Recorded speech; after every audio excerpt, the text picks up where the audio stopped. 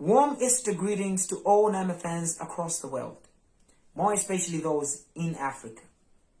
Today I would like to share with you a beautiful, great and touching story that dates back to 2018. In 2018 September, I had a conversation with a young man, Mr. Manis Leplume. As a fruit of our conversation, I received an email from a white woman, Miss Sarah Hadley. Sarah was writing to me on behalf of the Tumaini Festival, an annual event that happens at the Nzaleka refugee camp in the district of Dowa, Malawi. I went ahead and accepted the invitation to perform at the Tumaini Festival for the refugees. To sweeten the conversation, I went ahead and told them that I was going to do all this for free. We drove from Blantyre City to the district of Dowa, Malawi, approximately 330 kilometers plus. When we got there, I was surprised to see the numbers of refugees at this camp.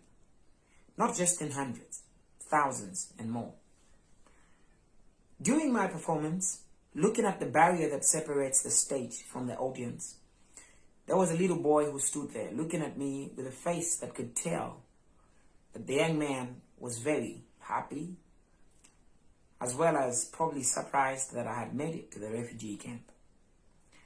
After my performance, I was surrounded by heavy security because of how the situation was when we were walking back to our vehicles.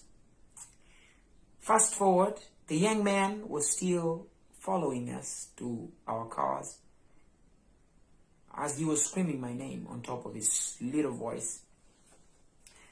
I stopped and requested the security to let the young man through. He told me his name was Israel. I could tell this was a small boy, not a young man. This was a small boy. He told me in a hurry because we did not really have time. This small boy told me in his small voice that he wanted to learn music, that I inspired him. But like many times when we meet fans, all we do is encourage them, and that's what I did this day. I encouraged Israel to work hard in his music, and that's all I could do. When we left the camp, driving away from the camp,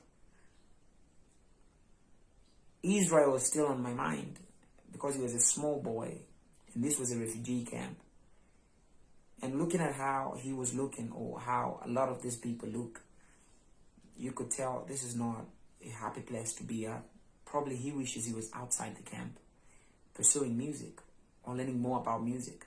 His interest was in the guitar, an instrument that I happened to have played that night.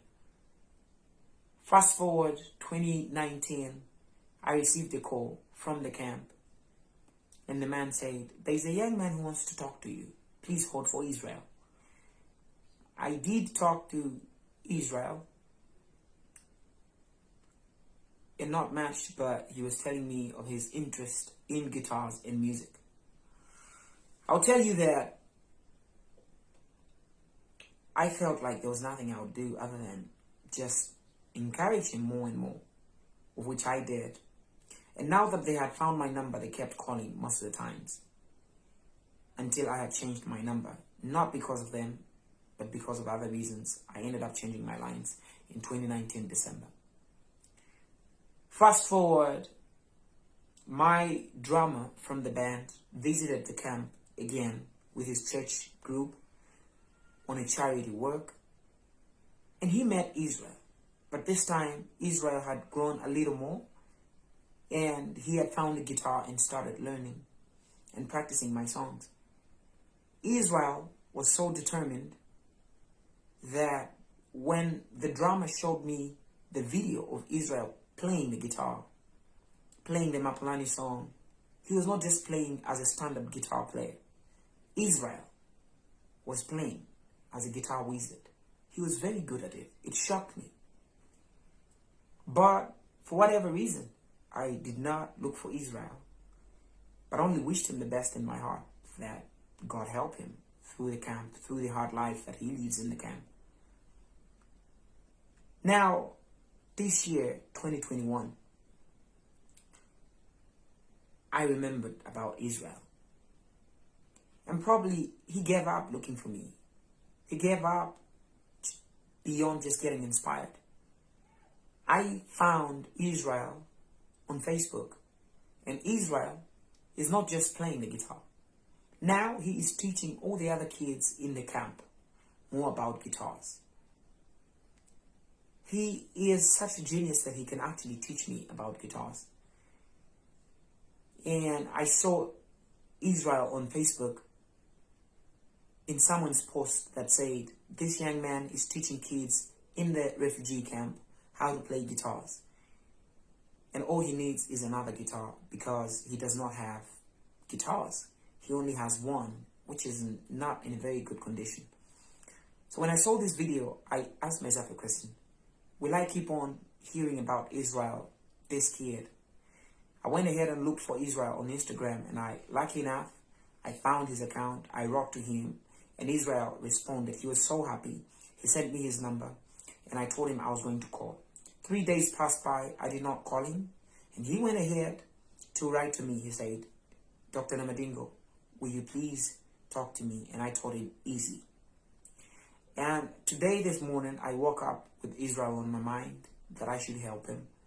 And I called him on the number he gave me. I left him 2 missed calls. And he did respond with his own call that I ended up missing. I called again, and a woman picked up.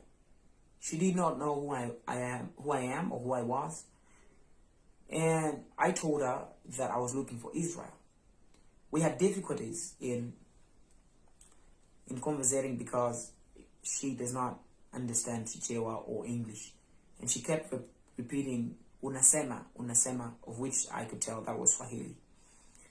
And because I kept on saying, I want to talk to Israel, Israel, and then there was silence.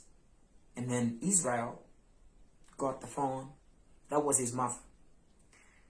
And when he said hello, not in his small voice anymore, and a little bit more deeper voice, I told him, this is Namadingo. He could not hold his excitement. I could hear his voice shake because he was talking to someone who he wanted to talk to again in a very long time, and it's been years. And I told Israel that I was going to come for him this week. When he heard of me coming to him, in disbelief, I heard him scream out of joy that this was finally the moment. And I told him I was going to come to him, of which I'm going to do. This Saturday, I am taking a long journey to the refugee camp to meet Israel after years. And I'm not just going there empty-handed. Now that I cannot really buy a guitar today or anytime this week, I am donating my own guitar to Israel because he deserves it. He's a great guitar player. And whatever transpires from our meeting, he really wanted to just have a day where he could play guitars with me singing the vocals. And I'm going to travel with my producer Moshu to Zodiak refugee camp and a couple of other friends, bearing gifts as well as a recording session. Israel will play the guitars and I'll record my voices on that session. This is a beautiful story. It's a great story, and I thought of sharing it with you. I've taken about 9 minutes and plus just to tell you the story of Israel. Saturday, stay tuned to this page as I meet Israel for the first time in about 3 years. God bless you.